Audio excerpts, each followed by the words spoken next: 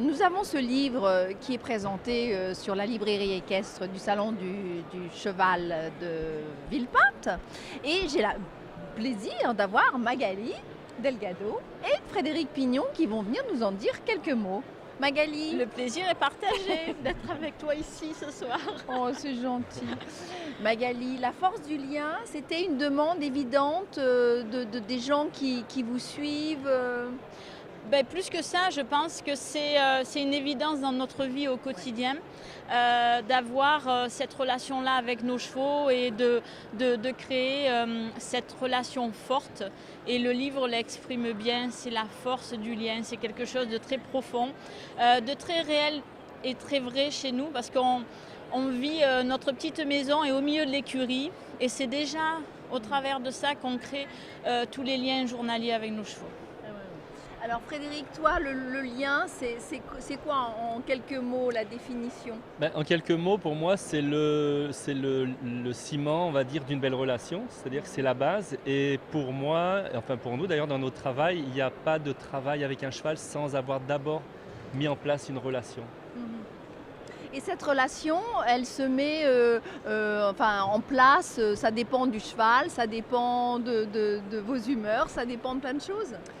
En fait, ça dépend beaucoup de personnalité, c'est-à-dire qu'une relation, quelle qu'elle soit, que ce soit avec les hommes ou avec les animaux ou les chevaux, c'est vraiment une question on va dire, d'atome crochu, de personnalité et comment elle se met en place. Donc, avec chaque individu, la relation va être différente. Mais je trouve que c'est cette beauté de la différence à chaque fois et c'est pour ça qu'il n'y a pas de recette miracle, c'est-à-dire que c'est à chacun de créer sa propre relation.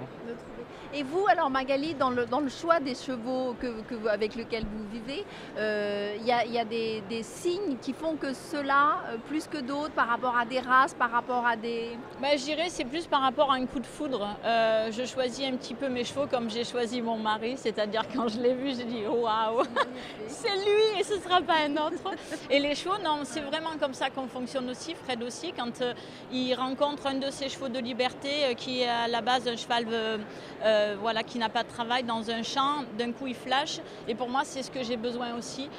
Les chevaux que je vais choisir dans notre élevage chez mes parents, il va falloir que le poulain il ait quelque chose qui m'attire. C'est pas la perfection physique et je tiens vraiment à le dire parce que je cherche pas un corps parfait. Je cherche un cheval vraiment qui a un charisme, qui a une personnalité très particulière et qui va aller me chercher au fond du cœur et qui va me dire prends-moi, j'ai envie de passer des années avec toi. Ouais.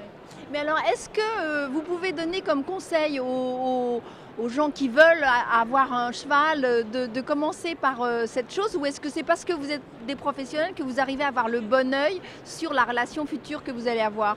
Oh non, je pense qu'une belle relation, elle se met en place à partir, oui, je pense d'un coup de cœur. Et on le voit encore, il y a plein de gens qui, même avec peu d'expérience, nous parlent de leur belle relation avec leur cheval. C'est une aventure finalement. Donc non, je pense que toute relation peut être belle si on tient compte du cheval qu'on a en face de soi et n'importe qui peut créer une belle relation. Très bien, et ben voilà, La force du lien chez Actes Sud par Magali Delgado et Frédéric Pignon que vous pouvez trouver pendant tout ce salon et puis aussi sur leur site et aussi sur le nôtre bientôt. Merci. Alors merci Magali, merci Frédéric. Merci.